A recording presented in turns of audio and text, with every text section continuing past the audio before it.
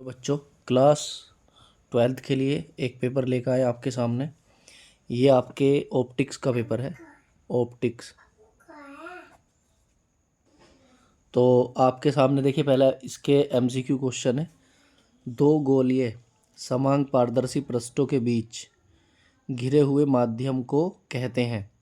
तो दो गोलीय पृष्ठों के बीच घिरे हुए माध्यम को लेंस कहते हैं। इसका डी विकल्प सही है। इसके बाद आता है, एक प्रिज्म के लिए अल्पतम विचलन कोण 30 डिग्री है और प्रिज्म का कोण 60 डिग्री है। प्रिज्म के पदार्थ का अपवर्तनांक क्या होगा? तो हम इसमें फार्मूला अप्लाई करेंगे, N is equal to sine A plus del M by two बटे sine A by two. N is equal to sine A plus del M upon two upon में sine A upon two. N is equal to है जी। तो इसमें हमें दिया गया है विचलन कोण की वैल्यू दी गई है, देखो 30 डिग्री और 60 डिग्री। तो इसमें साइन ए की जगह आ जाएगा जी हमारा 60, इसकी जगह आ जाएगा 30 अपॉन में 2 अपॉन साइन ए की जगह 60 है तो 60 अपॉन 2। तो साइन 60 और 30 90, साइन 90 अपॉन 2 साइन ये आ जाएगा 30 डिग्री। साइन 90 साइन 90 बटे 2 ये हो जाएगा साइन 45, साइन 45 डिग्री बटे साइन 30 डिग्री। साइन 45 डिग्री की वैल्यू होती है 1/√2 अपॉन में ये हो जाएगा 1/2। इसके बीच में गुना, इसकी यहाँ गुना, तो ये हो जाएगा 2/√2। √2 से √2 बार कट जाएगा, तो n की वैल्यू आ गई आपके पास √2। तो इसका बच्चों बी विकल्प सही है, √2। इसके बाद आप देखेंगे, किसी वस्तु का बड़ा आभासी और सीधा प्रतिबिंब बनता है। बड़ा और आभासी सीधा प्रतिबिंब किस में बनता है बच्चों? अवतल दर्पण में बनता है। अवतल दर्पण की ये छठी स्थिति है। अवतल दर्पण में वस्तु का प्रतिबिंब बड़ा होता है, आभासी और सीधा होता है। इसके बाद आपका नेक्स्ट क्वेश्चन है, प्रकाशिक तंतु में प्रकाश के किस गुण का उपयोग किया जाता है? तो प्रकाशिक तंतु में किया जाता है पूर्ण आंतरिक परावर्तन, जिसे हम TIR के नाम से जानते हैं, टोटल इंटरनल रिफ्लेक्शन। इसका डी विकल्प सही है। इसके बाद है, जब प्रकाश किरण वायु से कांच में प्रवेश करती है, कौन सा गुण अपरिवर्तित रहता है? तो प्रकाश की किरण वायु से कांच में प्रवेश करती है, वेग, आयाम, तरंगदैर्घ्य। तो आवृत्ति एक ऐसा गुण है जो अपरिवर्तित रहता है। इसके बाद नेक्स्ट क्वेश्चन है, जब वस्तु F और P के बीच स्थित हो, तो अवतल दर्पण के लिए किरण आरेख खींचना है। तो वस्तु कहाँ पे स्थित हो? F और P के बीच स्थित हो। तो देखिए इसका किरण आरेख कैसे बनाएंगे। ये हमारे पास एक अवतल दर्पण है। अवतल दर्पण में पॉलिश बाहर की तरफ होती है, ठीक। परावर्तक तल का मध्य बिंदु पोल होता है, और ये आपका सेंटर हो गया। सेंटर और पी को मिलाने वाली रेखी मुख्य अक्ष होती है।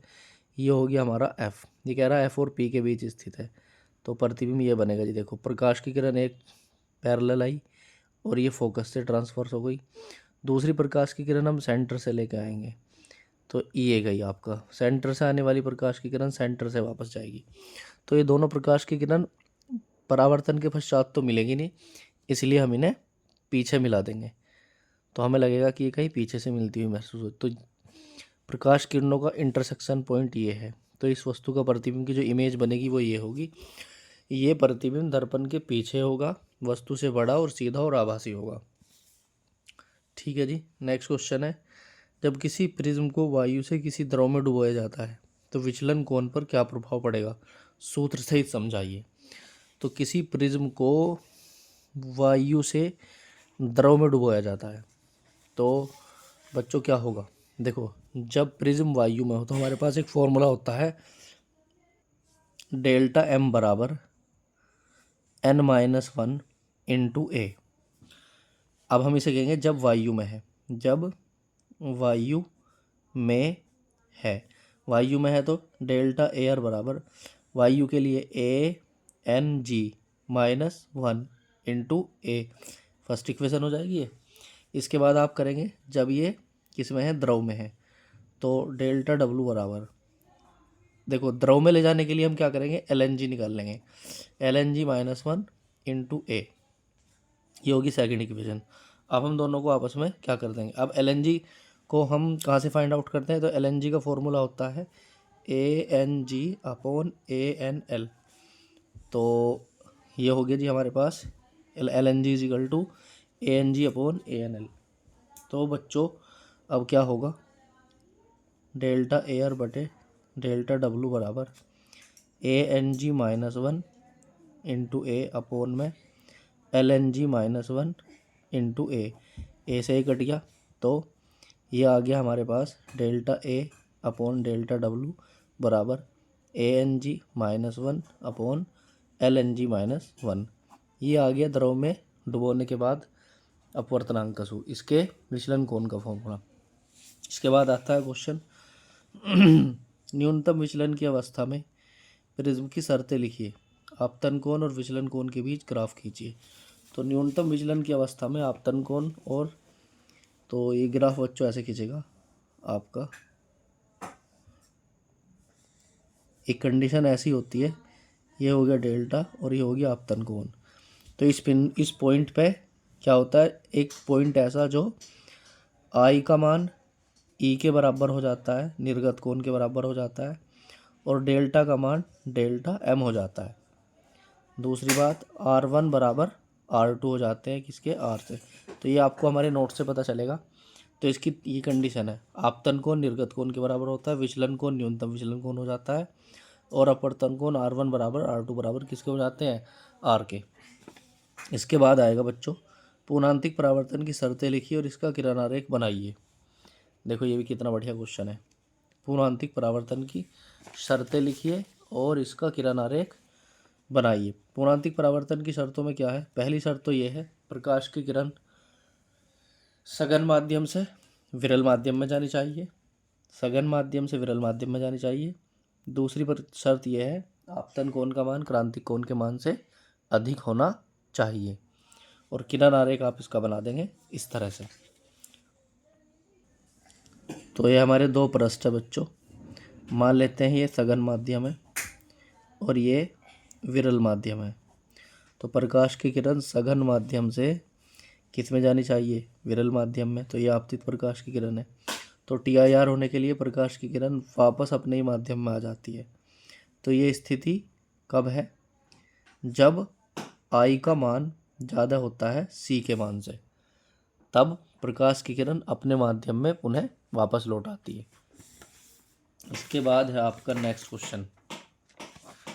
ये आपसे कह रहा है अवतल दर्पण की वक्रता त्रिज्या 40 सेंटीमीटर है, फोकस दूरी क्या होगी? तो इसकी फोकस दूरी होगी तो F इजिकल टू R/2।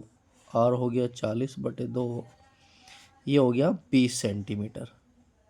ठीक। और दर्पण के ध्रुव को परिभाषित कीजिए। दर्पण का ध्रुव होता है परावर्तक तल का मध्य बिंदु। ये हमारा दर्पण है बच्चों, ये दर्पण है और दर्पण का परावर्तक तल ये है और इसका मध्य बिंदु हो गया पोल। तो गोलीय दर्पण के परावर्तक तल के मध्य बिंदु को दर्पण का ध्रुव कहते हैं। इसके बाद नेक्स्ट क्वेश्चन है, अब आपके लघु 3% है। प्रकाश क्या है? प्रकाश के 5 गुण लिखिए। तो प्रकाश की डेफिनेशन आपके याद होगी। प्रकाश ऊर्जा का वह रूप है जिसकी जो हमें वस्तुओं को दिखाने में हमारी सहायता करता है। 5 गुना आप इसके लिख सकते हैं। ये निर्वात में चलता है। प्रकाश की चाल निर्वात में 3 × 10⁸ मीटर पर सेकंड होती है। ठीक है ना। प्रकाश की तरंग दैर्ध्य, जो प्रकाश के अंदर 7 कलर होते हैं, उसकी 5 प्रॉपर्टी आप लिख सकते हैं। तरंग दैर्ध्य, लाल रंग की तरंग दैर्ध्य सबसे अधिक होती है, बैंगनी रंग की तरंग दैर्ध्य सबसे कम होती है। ठीक। प्रकाश एक विद्युत चुंबकीय तरंग है। इसके बाद देखेंगे अगला क्वेश्चन। ये क्वेश्चन 2023 के पेपर में पूछा गया 25 के में। एक अवतल दर्पण द्वारा किसी वस्तु का 4 गुना बड़ा वास्तविक प्रतिबिंब बनता है। ठीक है जी। वस्तु के दर्पण को 3 सेंटीमीटर दूर ले जाने पर आवर्धन 3 गुना हो जाता है। इसकी वक्रता त्रिज्या ज्ञात कीजिए। तो इसका न्यूमेरिकल का सॉल्यूशन आप देखेंगे। तो इस प्रश्न का आंसर है बच्चों, अवतल दर्पण द्वारा किसी वस्तु का 4 गुना बड़ा वास्तविक प्रतिबिंब बनता है। जब किसी न्यूमेरिकल में आपको कहता है ना 4 गुना, 3 गुना, 2 गुना, तो वो आवर्धन की वैल्यू होती है। तो इसमें दिया है बच्चों, दिया है m इजिकल टू 4, लेकिन ये वास्तविक कह रहा है इसलिए ये होगा माइनस में। ठीक है जी। अच्छा, अब हमारे पास फॉर्मूला होता है m is equal to -r, m is equal to होता है -v/u, तो -v/u इजिकल टू -4। दर्पण के लिए आवर्धन का फॉर्मूला -v/u, तो माइनस से माइनस कैंसिल हो गया, और मान लेते हैं माना वस्तु की दूरी प्रारंभ में u बराबर -x है, तो v/-x इजिकल टू 4, तो v इजिकल टू आ जाएगा -4x। इस स्थिति में अब आप इस स्थिति में देखेंगे, आप लगाएंगे UVF का formula 1/f is equal to 1/v plus 1/u mirror के लिए, तो 1/f is equal to 1/v, v की जगह -4x प्लस 1/u, u की जगह -x, तो 1/f इजिकल टू हो जाएगा, आप इसमें से 1/x आप कॉमन ले सकते हैं, तो यहाँ बचेगा -1/4 और -1, 4 1 जा 4 और 1 -5/4x 1/f, तो बच्चों f इजिकल टू आ जाएगा -4x/5। इसको फर्स्ट इक्वेशन मान लेंगे आप। अब आपने कहा है सेकंड स्थिति में कह रहा है, ये कह रहा है आपके वस्तु को 3 सेंटीमीटर दूर ले जाने पर आवर्धन 3 गुना हो जाता है। देखो 3 सेंटीमीटर दूर ले जाने पर, तो पहले हमने कितनी दूर रखा था x पे, तो सेकंड कंडीशन हमारी कह रही है, सेकंड स्थिति में क्या है, u बराबर जो है -x+3 सेंटीमीटर है। अब आवर्धन कितना हो जाता है, वो हो जाता है 3 गुना, तो -3, तो m इजिकल टू होता है v/u इजिकल टू -3। ठीक है जी, v/u -v/u, तो माइनस से माइनस कैंसिल हो गया, u की जगह हम क्या लिखेंगे, हम u की जगह लिखेंगे -x+3 इजिकल टू 3। इसकी मल्टीप्लाई यहाँ कर देंगे तो v इजिकल टू आ जाएगा -3x+3, तो ये आ गई v की वैल्यू। अब हम क्या करेंगे, अब हम बच्चों करेंगे फिर से हम फोकस दूरी का फॉर्मूला यूज़ करेंगे, 1/f is equal to 1/v plus 1/u, तो 1/f is equal to 1/v, v की जगह -3x+3 प्लस 1/u, u की जगह -x+3।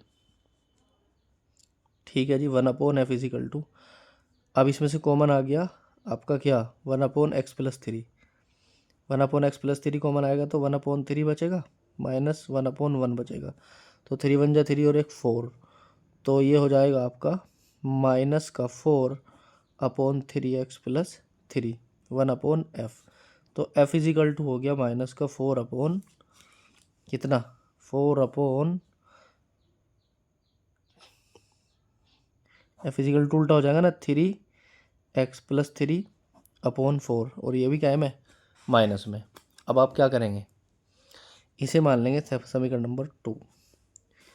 कुछ समीकरण 1 से और 2 से आप देखेंगे ये दोनों वैल्यू f के बराबर है, तो अब हम दोनों को बराबर करते हैं from equation first and second, first को और सेकंड को हम क्या कर देंगे बराबर कर देंगे, तो -4x/5 is equal to -3x+3/4, minus से माइनस कट गया, 4 की इधर मल्टीप्लाई करेंगे तो 16x इजिकल टू 3 पंजे 15x प्लस 5 15 45, इसको इधर ले जाएंगे तो 16x माइनस के 15x इजिकल टू 45, तो यहाँ बचेगा हमारा x इजिकल टू 45।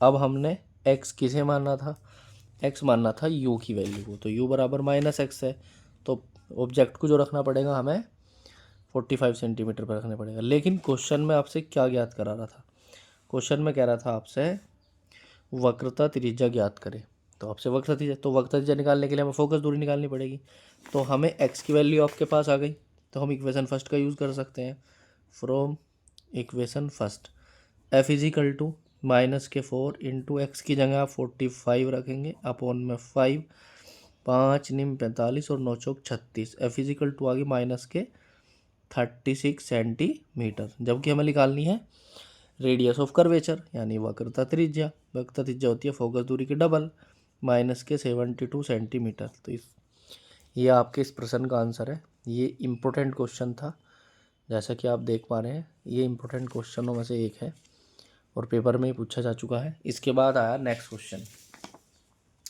अब आप नेक्स्ट देखेंगे बच्चों, क्वेश्चन नंबर 3। एक पतले कांच का ANG बराबर 3/2 है। प्रकाश की किरण न्यूनतम विचलन पर 40 डिग्री से आपतित होती है। प्रिज्म को एक द्रव में डुबो दिया गया तो न्यूनतम विचलन कोण क्या होगा। देखो अभी मैंने आपके सामने एक फॉर्मूला लिखा था बच्चों, ये देखिएगा इस वाले क्वेश्चन में फॉर्मूला लिखा था हमने। एयर में विचलन कोण और वाटर में विचलन कोण, है ना। वायु में और किसी द्रव में अगर हम दोनों में एक रिलेशन निकाला था हमने, ANG -1 अपॉन LNG -1। तो इस क्वेश्चन में हम इस फॉर्मूले का डायरेक्ट हम प्रयोग कर सकते हैं। तो कैसे प्रयोग करेंगे इसका देखिएगा आप। तो इसमें हम ऐसे प्रयोग करेंगे,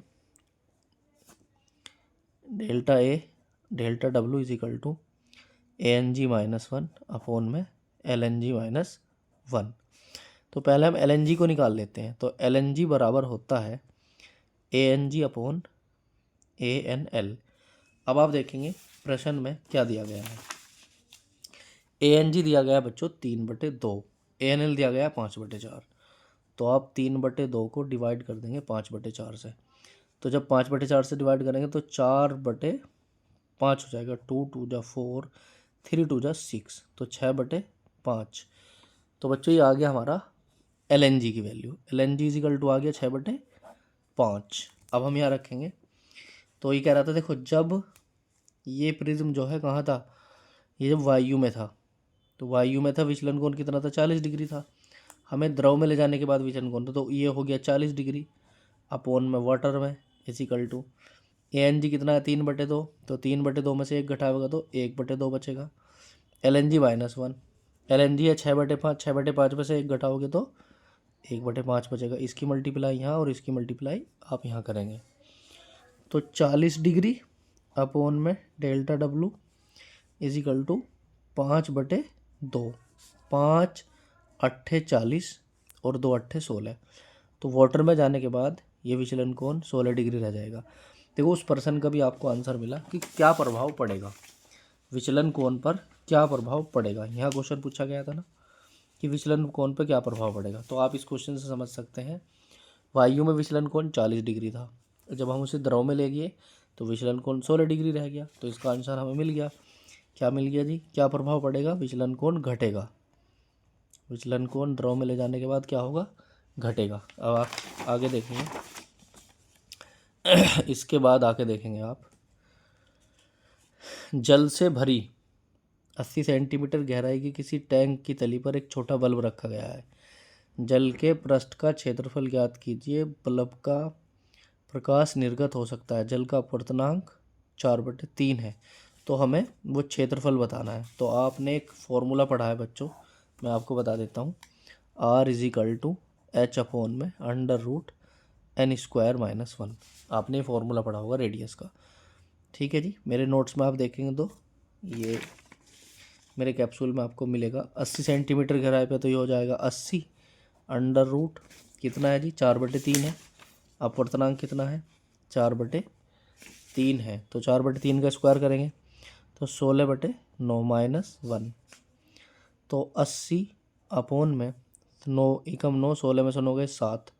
तो √ में 7 और मल्टीप्लाई में 3 हो जाएगा जाके, क्योंकि रूट में से 9 निकलेगा तो 3 ऊपर चला जाएगा। तो ये हो गया आपका 8 या 24 240 अपॉन में √7। ये आ गया रेडियस, स्क्वायर कर सकते हैं आप। तो R² इज इक्वल टू 24 का स्क्वायर 576 और 2 0 अपॉन में आ गया 7 सेंटीमीटर का स्क्वायर हो गया। ये आया आपका रेडियस का स्क्वायर। हमें क्षेत्रफल बताना है तो A is equal to πr²। अब आप कहेंगे पाई की वैल्यू 3.14 इंटू 576 क्या क्या 2 0 अपॉन में 7। इस कैलकुलेशन को आप करेंगे तो आंसर आएगा सेंटीमीटर स्क्वायर में, ठीक है जी। तो हमें उसका क्षेत्रफल पता हो जाएगा। इसके बाद आप कितना एरिया बाहर से दिखाई देगा, इस क्वेश्चन से आप कर सकते हैं। नेक्स्ट क्वेश्चन है प्रकाश के अपवर्तन की परिभाषा लिखिए और नियम लिखिए। तो प्रकाश का अपवर्तन क्या होता है? जब कोई प्रकाश की किरण एक पारदर्शी माध्यम से दूसरे पारदर्शी माध्यम में प्रवेश करती है, एक पारदर्शी माध्यम से किसी दूसरे पारदर्शी माध्यम में प्रवेश करती है तो वह अपने मार्ग से विचलित हो जाती है, अपने रास्ते से हट जाती है। इस क्रिया को प्रकाश का अपवर्तन कहते हैं। अपवर्तन के दो नियम है, आपतन कोण, आपतित किरण, अपवर्तित किरण और अभिलंब तीनों एक ही तल में होते हैं। आपतन कोण की जिया, अपवर्तन कोण की जिया का अनुपात एक नियतांक होता है जिसे हम कहते हैं बच्चों साइन आई बटे sine r is equal to n. Snell नियम के नाम से भी इसे जाना जाता है। इसके बाद है, अब आप आगे देखेंगे इसमें आए बच्चों विस्तृत उत्तरीय प्रश्न। अच्छा, सघन माध्यम और विरल माध्यम को चित्र सहित समझाना है।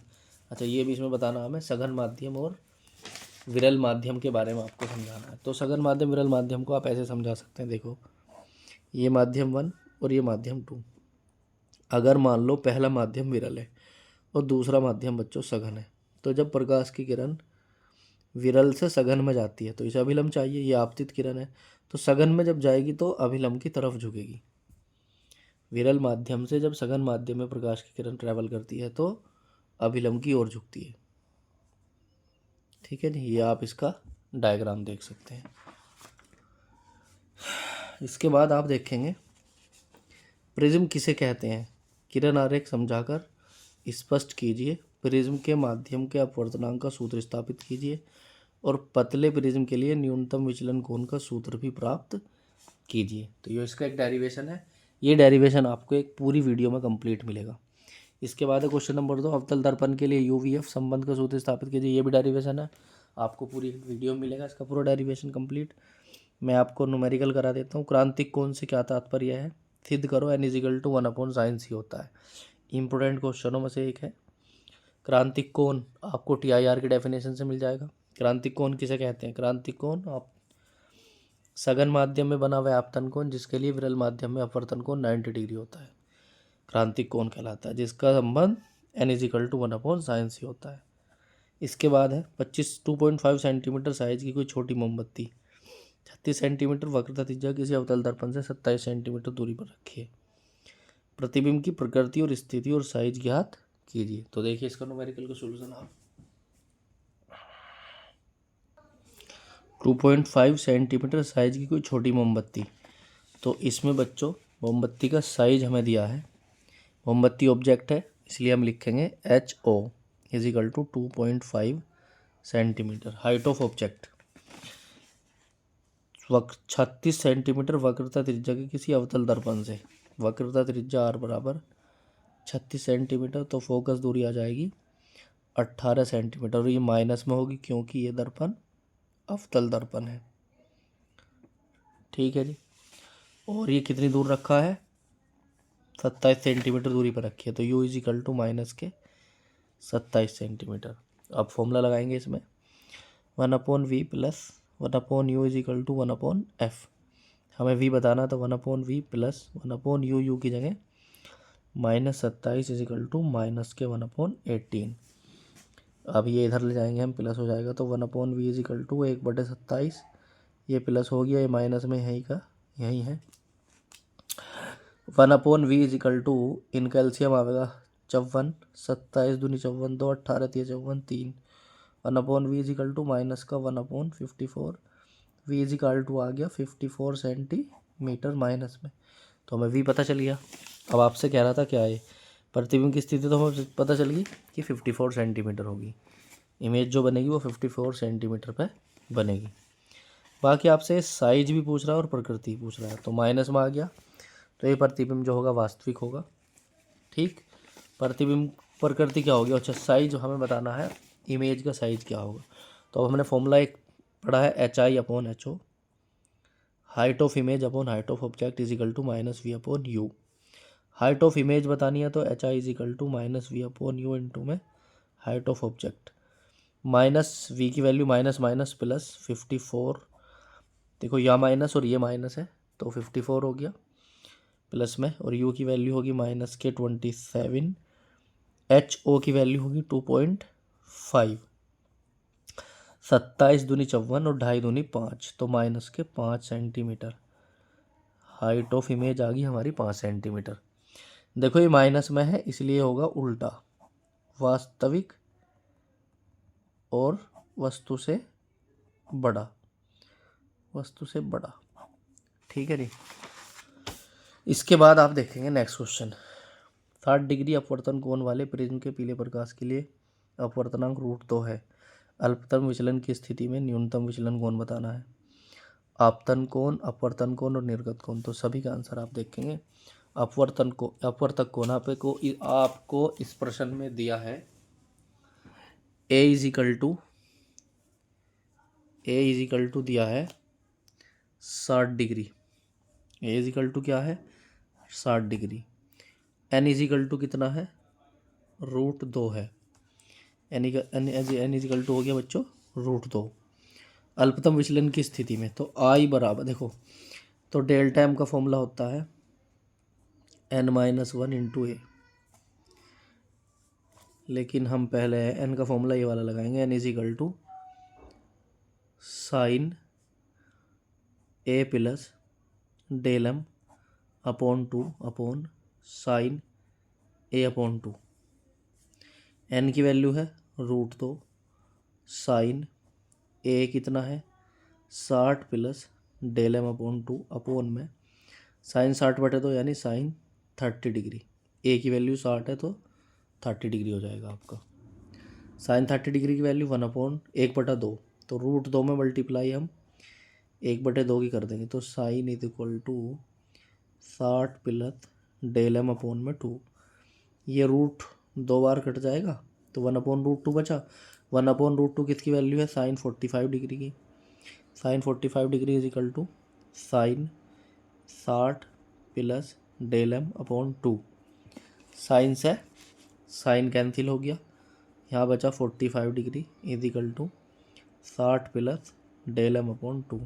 45 दूनी 90 is equal to 60 plus del m, तो डेल एम की वैल्यू आ गई आपके पास 30 डिग्री। इसमें और क्या पूछा था, न्यूनतम विचलन कोण आ गया आपका निकल के। आपतन कोण के लिए फॉर्मूला लगा देंगे। आपतन कोण के लिए फॉर्मूला हो जाएगा I is equal to A plus del M upon 2। एक और डेल एम को जोड़ के उसका हाफ कर देंगे, तो ए की वैल्यू 60 डिग्री है, डेल एम की वैल्यू कितनी है 30। 60 प्लस 30 अपॉन 2 90/2 यानी 45 डिग्री आ गया।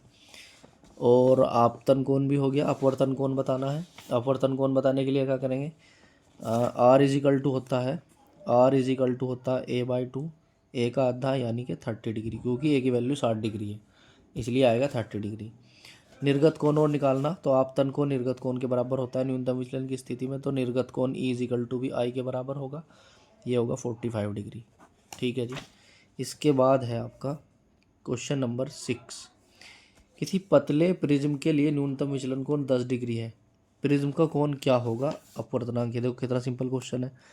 तो del m is equal to n-1 into A implies that ये हो गया आपका 10 degree is equal to n की वैल्यू 3/2 -1 इंटू ए, क्योंकि डेल एम का वैल्यू 1.5 है, तो 3/2 में से 1 घटाओगे तो 1/2 बचेगा, तो implies that 1/2 A is equal to 10 degree, 10 दूनी 20, ए की वैल्यू आ गई आपके 20 डिग्री।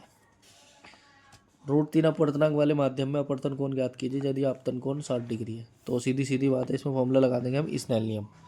स्नेल नियम से n is equal to sine i/साइन r, ये यूज़ करेंगे आप। n की वैल्यू होगी √3 और आप अपवर्तन कोण ज्ञात कीजिए, आपतन कोण 60 डिग्री है। ठीक, तो अपवर्तन कोण ज्ञात कीजिए, साइन r निकालना, तो साइन 60 की वैल्यू हो जाएगी आपका √3/2 इंटू में साइन r। √3 से √3 कट गया, साइन r इधर चला जाएगा, तो sine r is equal to हो गया 1/2, sine r is equal to sine 30 degree, तो r इज इक्वल टू आ गया 30 डिग्री। एक और क्वेश्चन है, इसका लास्ट क्वेश्चन है।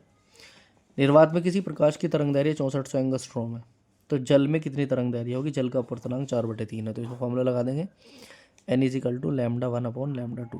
n की वैल्यू 4/3 है, लैम्डा 1 6400 एंगस्ट्रॉम बटे में लैम्डा 2। ये कितनी बार कटेगा? 1600 बार, और 1600 की 3 में इंटू कर देंगे तो लैम्डा बराबर 4800 एंगस्ट्रॉम। ठीक है। अब इस चैप्टर के जो इस पेपर के बच्चों मैंने एमसीक्यू भी कराया आपको, ठीक है ना। एमसीक्यू के साथ साथ में आप अब इसमें आपके 2 प्रश्न बचे। एक तो ये डेरिवेशन बचा, प्रिज्म किसे कहते हैं इसका सूत्र स्थापित करना, और एक यूवीएफ का बचा। तो ये 3 प्रश्न बचे, इन तीनों को सोल्यूशन हम अब एक वीडियो में लेकर आएंगे आपके सामने। Thank you.